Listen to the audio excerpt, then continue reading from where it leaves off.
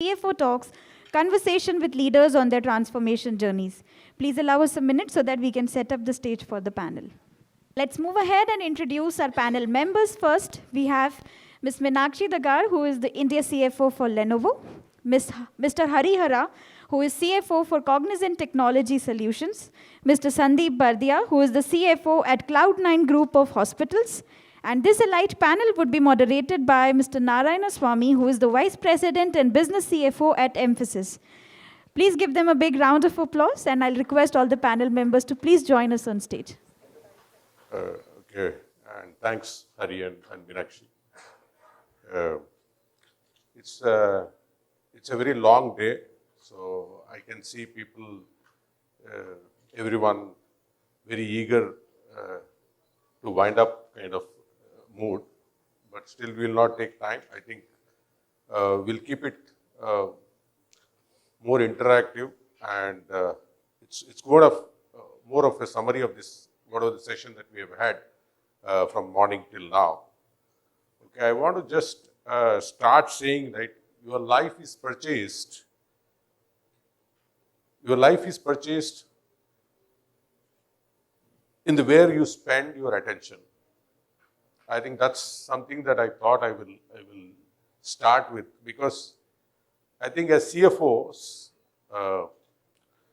everything in the company touches you, right? But it's for us to decide where you will spend your time and what is important for the organization and what is not, what you will leave it to others, or what you will leave it to your team, or what you will leave it to the business itself to decide. If you are not doing that, and if you are taking up everything on you, then I think we will not be able to do much justice to our role and to the value that we are going to bring to the organization.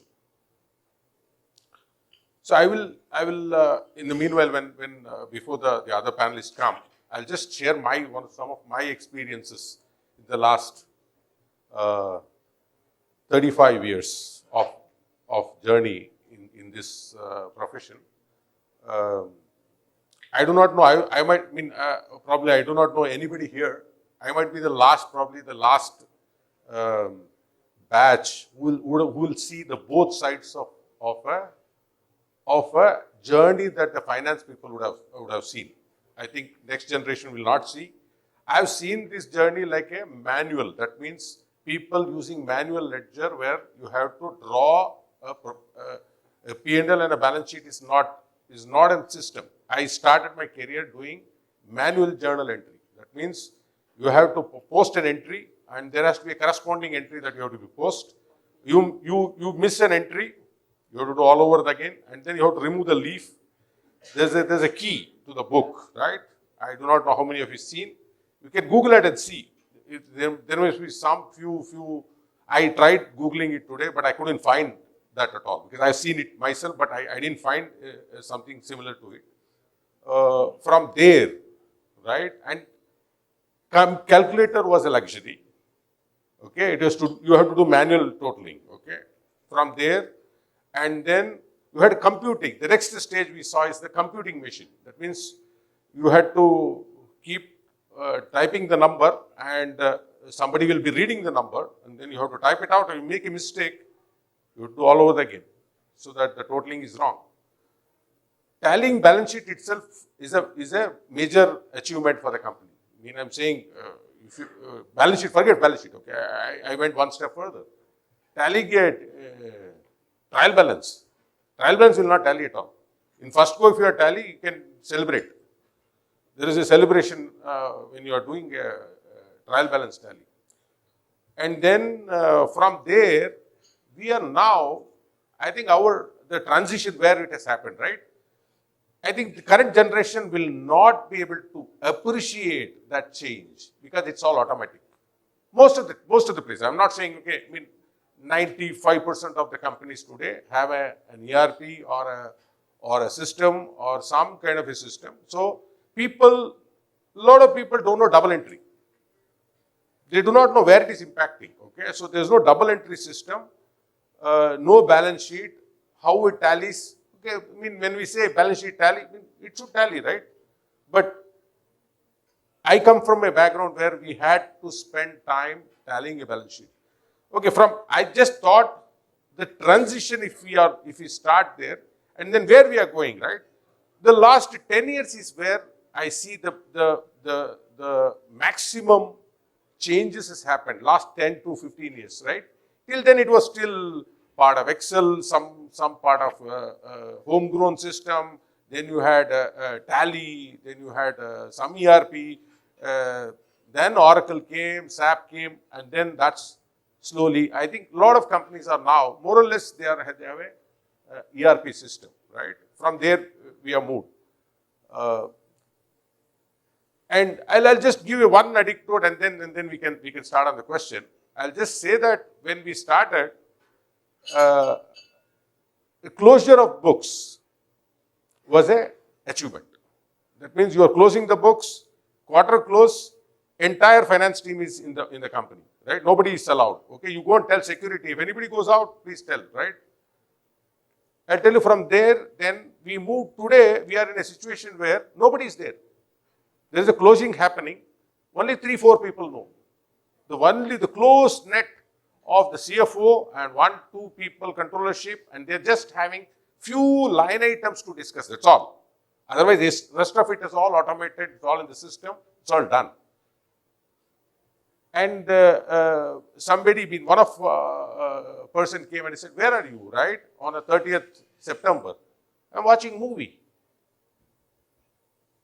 It was unheard. I mean, that's the transition that has happened in the finance field, in terms of automation, in terms of digitization, in terms of processes, and people they use Excel spreadsheet, etc. So I just thought, I think when we set the context, transformation is the subject. So I thought I should briefly give you that background, so that I think most of the people, I mean the panelists sitting here, will all kind of relate most of it. Some they will be relating. People sitting in the audience also will some will relate. Some would have gone through some phase of it. So I'll straight go into the questions. Our first question is, how has the role in the finance function evolved over the years, and what is the key factor driving the need for the transformation? So, Meenakshi, if you can give some thoughts on that, it will help. Yeah, sure. And I think that reminds me from your example. I remember banking experience, and I was a Citibank customer, while few years back, I think maybe 10, 12 years back. And in Bangalore, there was only one branch, and they needed the KYC, and they made me travel all the way from Whitefield to MG Road because there's nothing they could do digital. Imagine the banking experience from then to now, that today I think majority of even the business dealings, factoring, supply chain financing, everything happens online. So, sorry, just picked up from your tally to the experience what we have today. No, but coming to, I think the finance organization, and since we also happen to be the decision maker on many of the priorities and the budget approvals, etc. Finance do play a role, and that's where I think CFOs do play a role. And if you happen to be a CFO of our ITS industry in a MNC, nowadays, by the way, in every third you will be reminded that you are the largest economy by the population.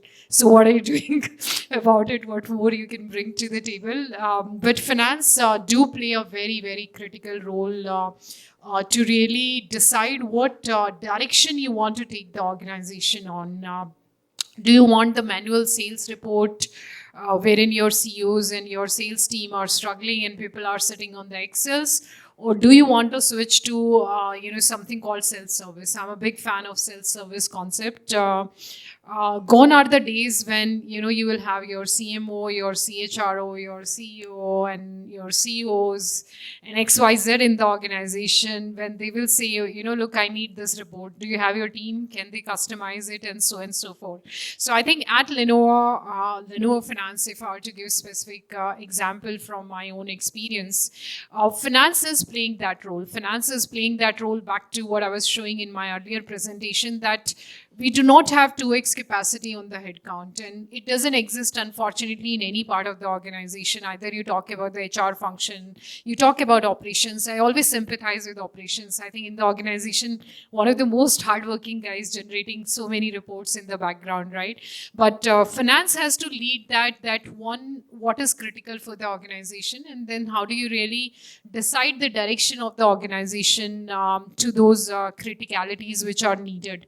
So at Lenovo, I'll give you 2-3 examples, maybe, of things what we have done. One area is business controls, right? I only have for a 2 billion kind of organization, just 1 or 2 headcount, because that's all, we can afford, whatever the structure we have, very, very lean and thin structure. But, and there was another session earlier that we all are so digital, right? There's a cyber risk.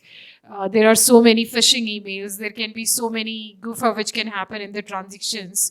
So how do you really have your business control functions work to the most optimal level? So what we have done at Lenovo in the business controls, that there is an order to cash cycle, and with the help of AI and the big data analytics, we have actually made what we call as a predictive analytics. So in all the touch points from order to cash, there will be a outlier report with the help of course, there are LUDI and those tools in the background, but this report will, share the outliers to the respective functions. And the job doesn't end there. That's where the buying income, very, very important. That let's say, you're the sales head and you have got this report from the business control department, they will still expect you to do the audit till the nth level. So that's something which we don't do. What we have also done, also educate people that how do they accept the self-service concept, which means if there is an analytics which has worked for you, and have given you the report which, produced the outlier, how are they using that report? If there are 3 red flags coming in this, my team will not have the bandwidth to go and do audit and eventually translate into the final results. So read it for yourself, pick up those outliers and see what's going wrong in your process and how do you fix that, right? So this is one example, and these kind of things happens in every part. So there'll be a report which is going to the operations, which will give them, things like that. Then there are, a lot of stakeholder interaction which come into play, wherein your accounts payable team is supposed to interact with the external stakeholders. So there we have used the chatbot and self-run queries and auto response and things like that.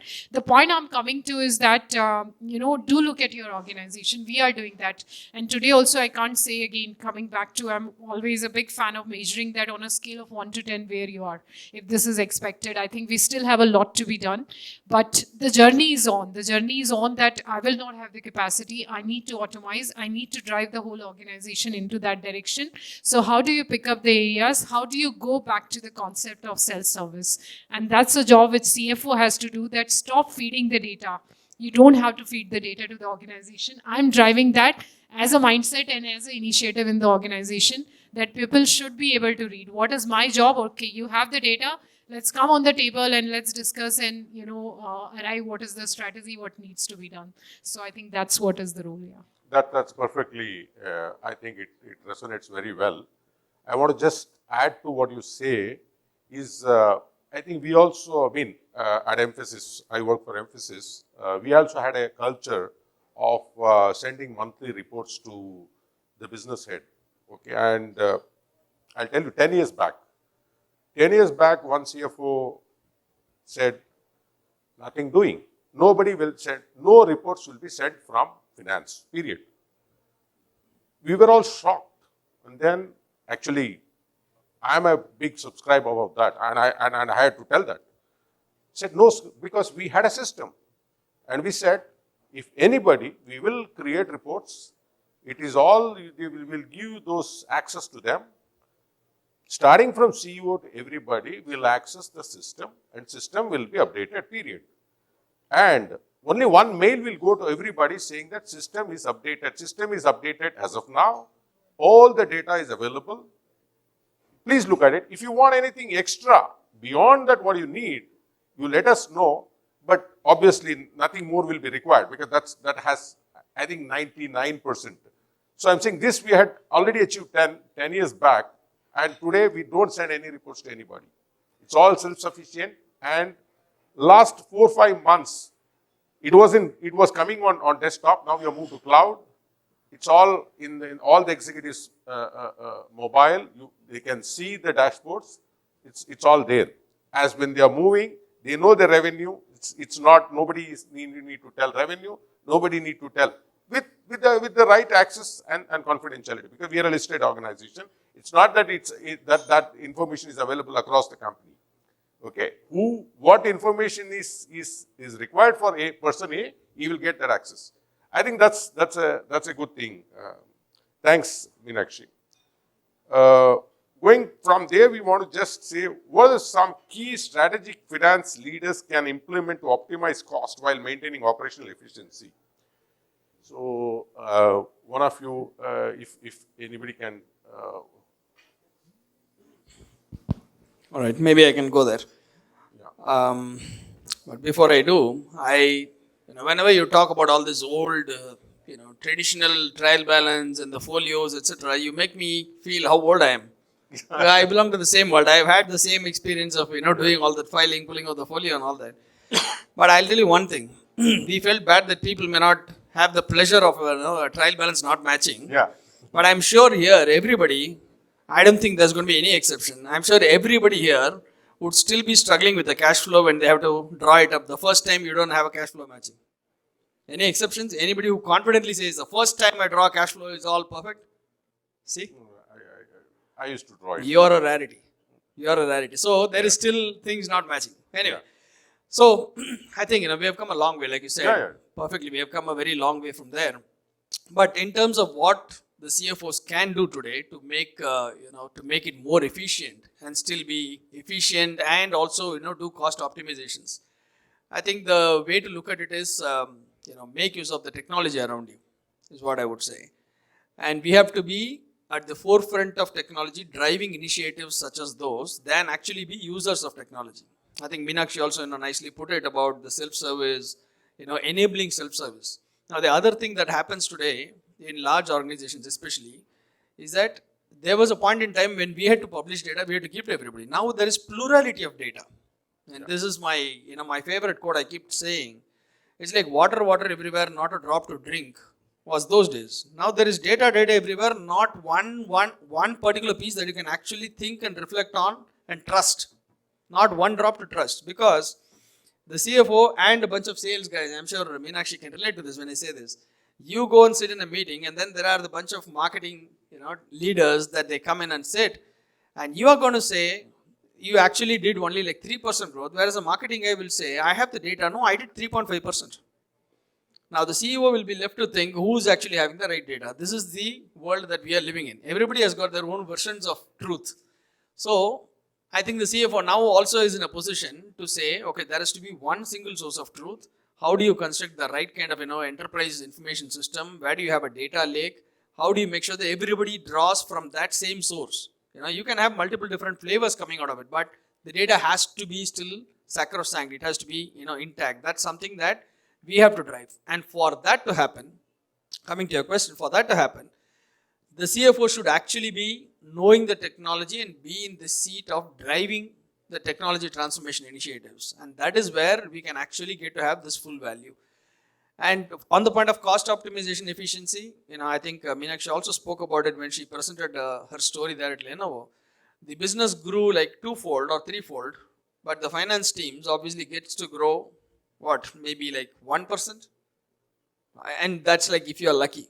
That's a way.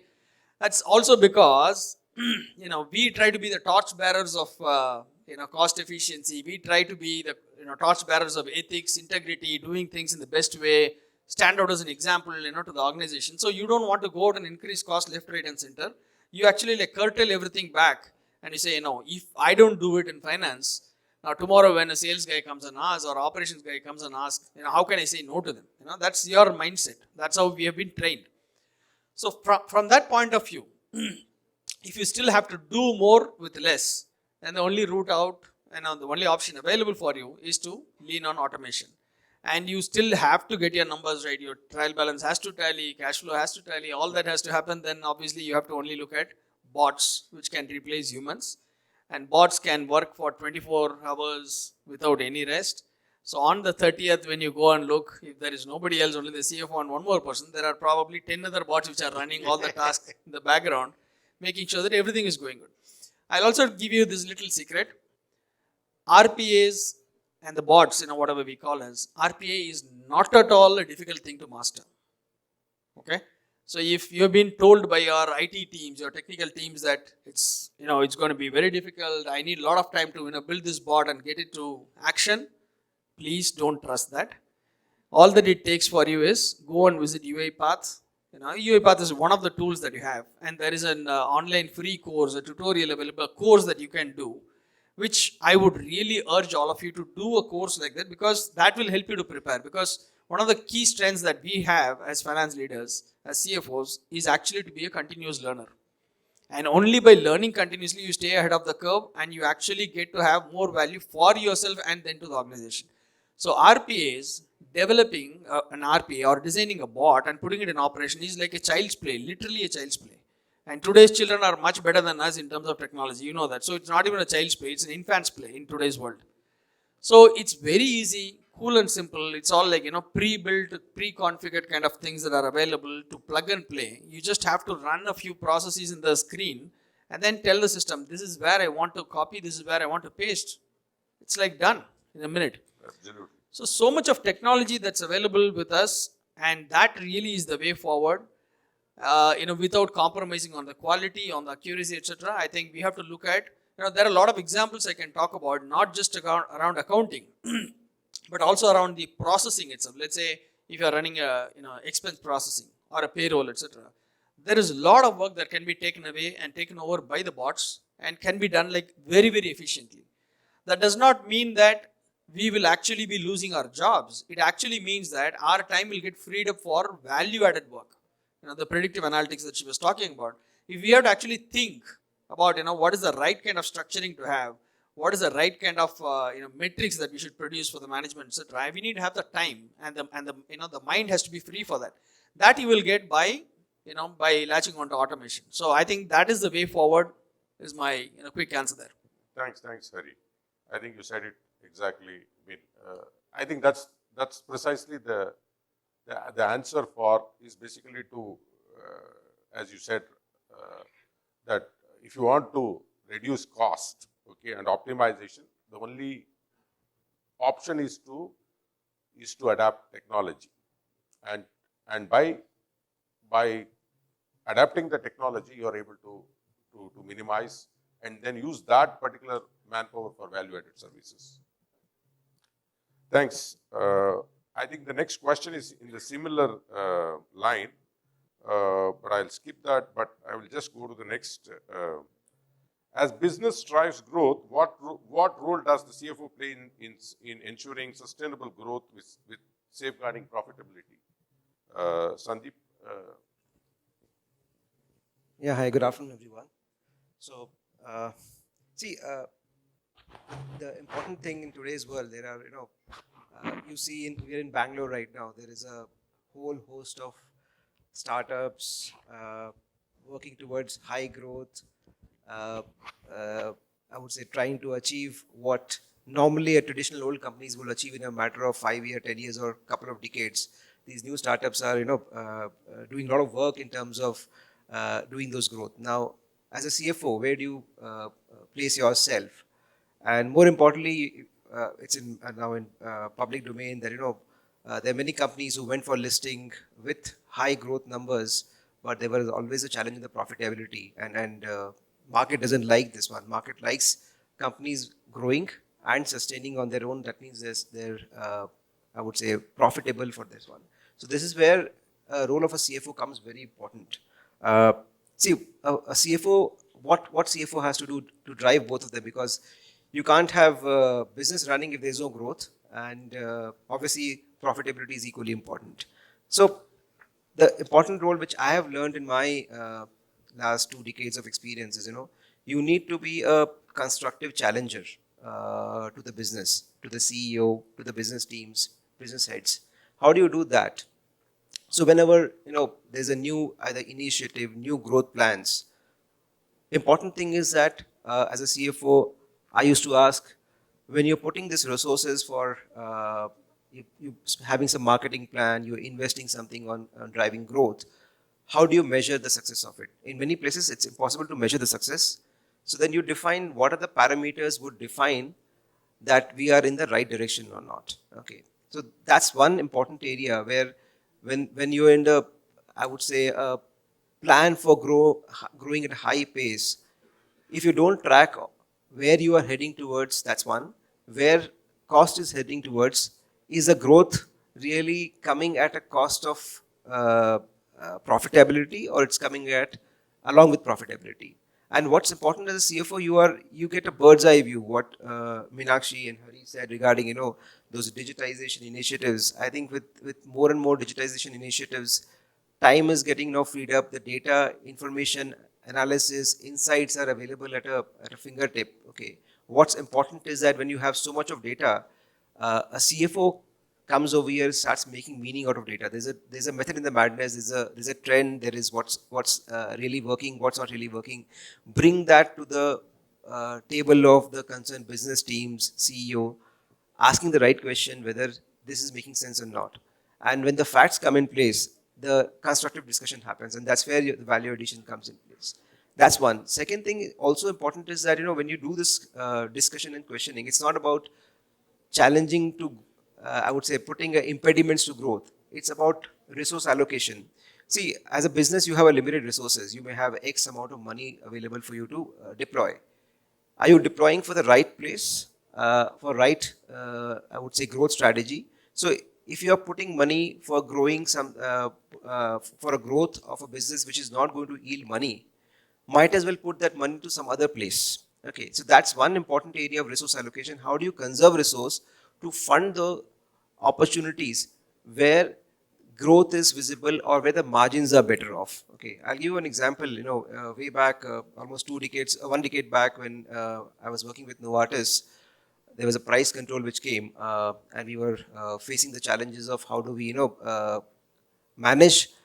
One is growth and profitability, because the moment your 50% of your, I would say, realization goes down, it impacts both growth and profitability. So what we did is that we went to the table, and as a finance team, what we worked is that what is the kind of money we are spending on marketing, say, team, people, etc., on these brands which are going into price control. We said we'll take a hard decision. We came with a recommendation: you withdraw complete resources from there.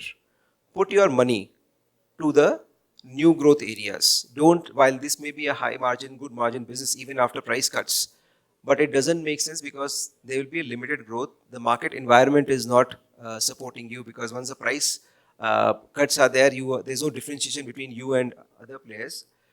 It's important to take out that money, use that money for building up new business, building up a new product, new opportunities, and that really worked wonders in our case. We were able to draw almost 25-30% of our resources, put it to the products and brands which are new, which are going to grow at a much higher pace. While they were not profitable at the year one, but that's where you are balancing out growth and profitability. In matter of 1.5 to 2 years, we were actually at the same level of profitability, and I would say in terms of rupee value, while top line was slightly lesser. So that's an important role which you play as a CFO, to keep on constructively challenging.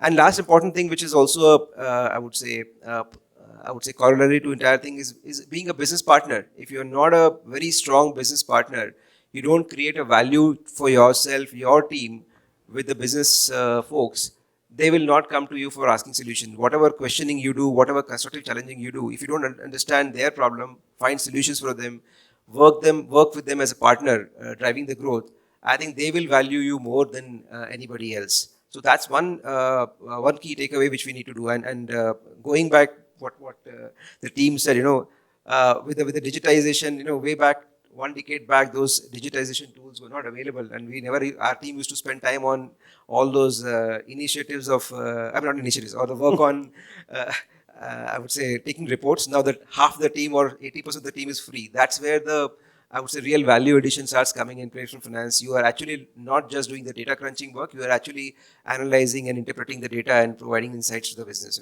So that's where the important role a business CFO plays and the finance team plays while driving the growth and profitability. Exactly, Sandeep. So I want to just add to what he said. I think I'll just want to give one example where when we were going through this COVID time, we had a huge cost pressure and margin pressure.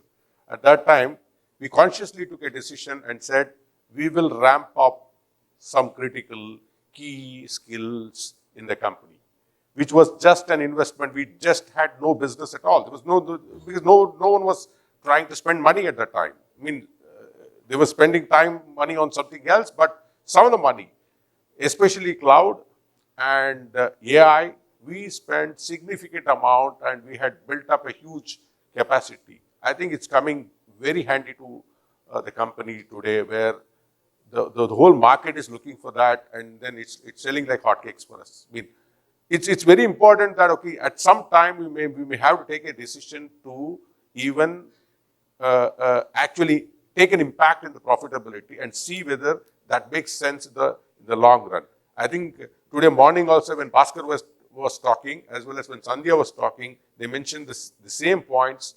I think that's important, that basically it's not that, okay, that we cannot cut the investment and we just want to keep on improving profitability. I don't know whether that will be sustainable in long run. Thanks, Sandeep. Yeah. So I just want to add one more point is that, when you said, see, in the business, one simple rule I've learned, okay, in business and selling, whatever is easy to sell will yield you lowest margin. Whatever is difficult to sell will give you the best margin. Okay. Yeah. That's one thumb rule I've always seen in any business. I've worked across industries, whether life insurance to pharma to media to paints, and that's where the mix and insights and analysis plays an important role. And many of the times this gets missed out in our day-to-day discussions with the business. So always focus on mix where the value is and put the money where the I would say return lies. Okay, added to the same thing, we keep talking internally, is that fail fast is a very important thing that we all need to learn. I mean, you can fail, but if you fail fast so that you are able to learn. If you are dragging, you're actually delaying the whole process. Okay, thanks. So I think, I have one last question. What strategy should a finance leader implement to attract, develop, and retain top talent in the finance function, especially in a competitive market? So I think all three of you can take. I think this is the hottest topic probably today in the market. But so I will leave it to. Yeah. So maybe if I can comment first on this one. One is that when you're hiring and creating pipeline, you need quite a mixed bag of talent in your team. You can't just have CAs. You can't just have MBAs, you can't just have engineers and so on and so forth. I think it's important for me to see the need of the finance function. If I do not have technical guys, if I do not have subject matter experts, if I do not have functional experts, then the team blend is not the most optimal. So I think at the time of hiring, and this is the first time I have brought that change, that when I was looking the legacy, there's always a requirement, that we need CA with so-and-so experience, right? And I brought that change. And what I was lacking is that I was spending so much time and this is my pain day in, day out, making presentation. And some of us are so fuzzy on it, right, that we want the best. And I realized that I have such an amazing, technical, functional expert of the CAs, but, we really lack the presentation skills. So things like that. I totally agree with that. Yeah. So I think to have that pipeline wherein now all of us are able to visualize the evolving needs of the organization and have that best blend, that you need technical, you need subject matter expert, and you need the functional team for you to come on board. Now, once you have that team, how do you keep them relevant and how do you ensure that they retain? That's where I think a lot of leadership skills do come into play, right? That am I giving them the enough learning platform? And just I think a year back, we started something called Finance Learning Hour. And then there were other functions in the organization who realized that finance team is getting a lot of appreciation for this. So they are also adopting to it. But it's so important that they should know what's happening across the organization. So in this learning hour, we do call a lot of internal technical experts that if organization is trying to drive, let's say, the solution-led transformation, my team to understand that what does it mean, right? Or if you're launching a new product, for them to know that how do they need to drive that product with the business team, right? That's where I think the learning do come into play.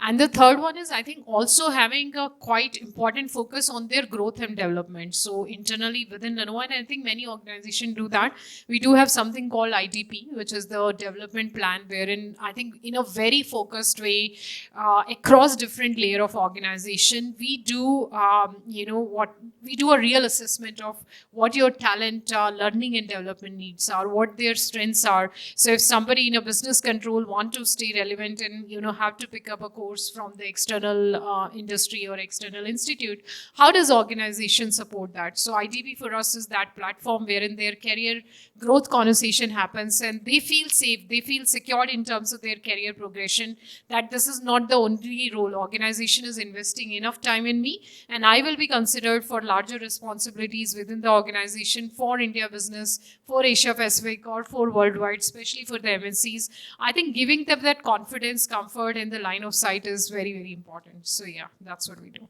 Yeah, perfectly. Sure. So, Anybody want? yeah. Yeah. I just add a few more pointers, what we typically do, and retention of talent and getting a talent is really a challenge to whether it is at senior level or junior level. The important thing to, I think, note what Meenakshi said is obviously individual development plans and having a career plan. One thing what I keep on doing is that, keeping a very strong engagement with, I would say, across all levels of the organization. Because everybody has their own career aspirations, career plans. Okay, that's one thing which we follow is that having a monthly meeting with me, spending time with each one of them, then they realize that there is a high degree of importance given at the topmost level. That's one. Second thing, what I keep on doing continuously is keeping them engaged means, somebody is interested. Job rotation is one important area which we do. Okay, because if you're interested to take up a new role, new challenge, empowerment is given to them to drive new initiatives, to take up challenges. In fact, I do one session once in a quarter saying that what are the new ideas which are coming up with each one of you? Who would like to pick up these initiatives like what they mentioned for RPA? I gave it, one of the team members came and said, we would like to take this one. Yes, do it. So what happens, this gives a great ecosystem for talent to really, display their capability, to, I would say, get them engaged themselves. And that's how, that also becomes a talking point when you are hiring a new talent. This is where, the environment really is conducive for you to take up new challenges, obviously. The other thing is obviously, how do you, I would say, ensure that their I would say, growth aspirations are met. Then you keep on, I would say, investing them in trainings. What we also do is that sometimes, I have few networks, somebody, a person, I did really one thing is that a person was reaching to a position where there's a limited amount of, I would say, growth in the company. I spoke to a few of my network. I said, there's a good talent available under me. And I was happy to, give off him to somebody else. And that's where I think this is one of the things which no one would have done it. I had done it. And this was really well appreciated by the team, the company. Instead of person leaving, we have a plan for him to move into a different organization where he gets a bigger opportunity to handle different things. And then the team sees somebody, either I get an opportunity in the company or outside the company, there'll be some opportunity will be there. So that's one important thing we need to keep on doing it. There's no one size which will fit all. Every time you have to keep on reinventing the new generation. I'm a bit in the older side after 2 decades of experience. Certainly, you need to keep on engaging the new young bees in a much different way. Keep on, I would say, understanding their aspiration, and keep on challenging yourself and changing yourself. Absolutely, Sandeep. I think what the panel said is perfectly fine, and that's what it is. I think we also see that, right? At least at Mphasis, what we do is that from finance, we do horizontal movement. Basically, that means from finance, people move out of finance and go to business, which is a pretty exciting and encouraging, as well as a lot of people look for it, because that's another growth path that we give. And what we are looking at is encouraging non-finance executives, non-finance graduates, non-finance people, as Sandhya was mentioning in the morning, where we are looking at engineers and other business guys working in business finance, because they will actually, they will be able to understand the business much better than, nothing wrong it goes, but I think if it adds value to the organization, might as well do, as well as you have a right blend of people in business finance, where you have business people who understand business, who understands what is needed, as well as you have a mix of people who are core finance guys. So the blend is actually helping, and this is actually working in business finance and in pricing, in fact. So I think that's some of the what I say, various methods that the companies are adapting to attract and retain top talent. I think that's the questions that we have. I think if you have any questions from the audience, we can take, and then we can look at it.